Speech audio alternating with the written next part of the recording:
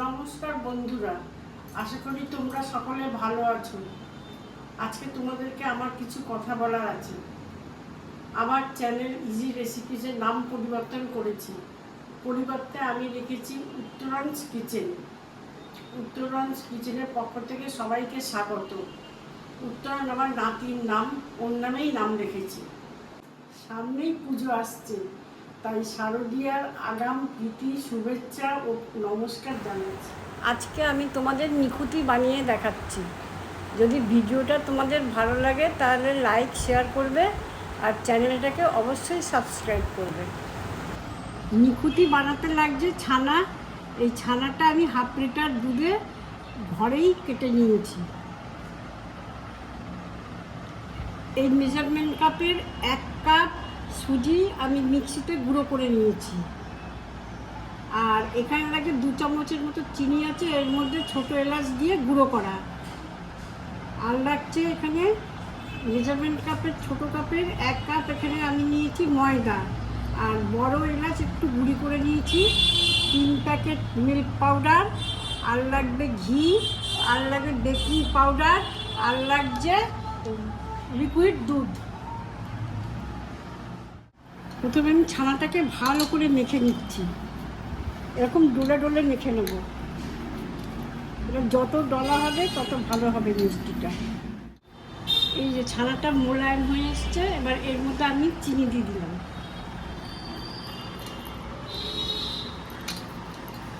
এবার চিনি দিয়ে আবার আমি এটাকে মোলায়েম করে নিচ্ছি।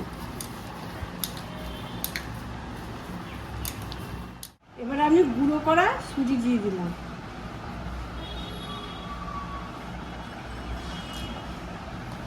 এরকম করে মাখছি আর অল্প অল্প করে দিচ্ছি। এবারে দিচ্ছি ময়দা, এর মধ্যে 1/2 চামচ বেকিং পাউডার দিলাম। এবার এটাকে চেলে দিচ্ছি বেশি। আর দিচ্ছি বড় এলাচের দানা। আর দিচ্ছি 3 চামচ ঘি।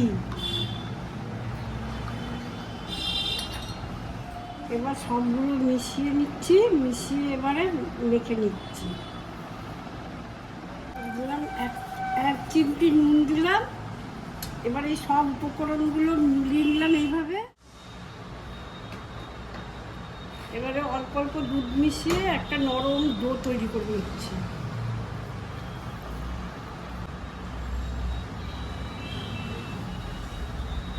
এই দুধটা আন্দাজ মতো দিতে হবে, যতক্ষণ না একটা নরম নরম ভাব আসে ততক্ষণ দিতে হবে।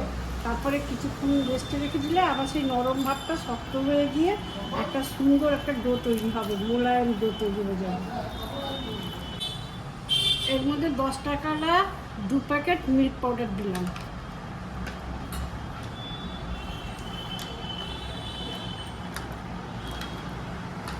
এবারে আবার মেখে নিচ্ছি। এটা যত মোলায়েম মাখা হবে মিষ্টিটা তত ভালো হবে। এই যেটা নরম নরম মাখা হয়েছে, এবার এরপরে একটু ঘি মাখিয়ে 1/2 ঘন্টার জন্য ঢেকে রেস্টে রাখা হবে। পরে যখন 1/2 ঘন্টা পরে দেখো তখন তো সুন্দর একটু টাইটও হয়ে যাবে। এখন এইভাবে ঢাকা দিয়ে রেখে দিলাম। 1/2 ঘন্টা হয়ে গেল, এবার ঢাকনাটা খুলে নেওয়া। এবার আবার ভালো করে মোলায়েম করে আবার মাখতে হবে। যত মোলায়েম হবে মিষ্টি তত ভালো হবে। এই যে আমার মাখাটা খুব সুন্দরভাবে হয়েছে। এবারে এইটা থেকে ছোটো ছোটো নিকুতির আকারে আমি এখন গড়ে নিচ্ছি।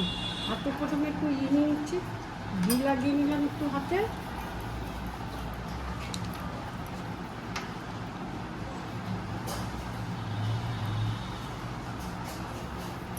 গোল করে নেবো আগে ভালো করে।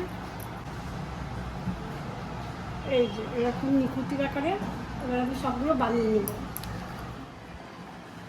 এরকমভাবে আমি নিকুতিগুলো গড়ে নিচ্ছি। চিনি সিরাপ তৈরি করার জন্য বসিয়ে দিলাম ওভেনে।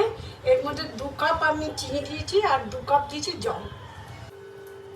এবার এর মধ্যে কয়টা এলাচ আমি থেতো করে দিয়ে দিলাম। এর মধ্যে এবারে পাতিলেবু রস দিয়ে দিলাম একটা। আবার তেল গরম হয়ে গেছে, এবারে একটা একটা করে আমি নিকুতি তেলে ছেড়ে দিচ্ছি।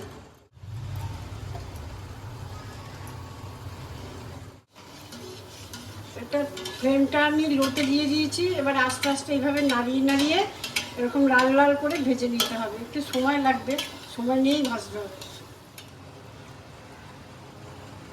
আমার চিনির সিরাপ তৈরি হয়ে গেছে। এটা কোনো একটা দুজনের প্রয়োজন নেই, একটু আটা আটা হলেই হয়ে যায়। এবার আমি গ্যাসটা অফ করে দিচ্ছি। এই যে আমার লাল লাল করে ভাজা হয়ে গেছে, এখন আমি তুলে রাখছি। এই যে আমার এত কটা ভাজা হয়েছে, আমি শিরার মধ্যে দিয়ে দিলাম। আবার ভেজে ভেজে শিরার মধ্যে দিয়ে দেবো। এই দেখো আমার নিকুতি তৈরি হয়ে গেল। তোমরা বাড়িতে অবশ্যই একবার ট্রাই করে দেখো, আশা করি ভালোই লাগবে।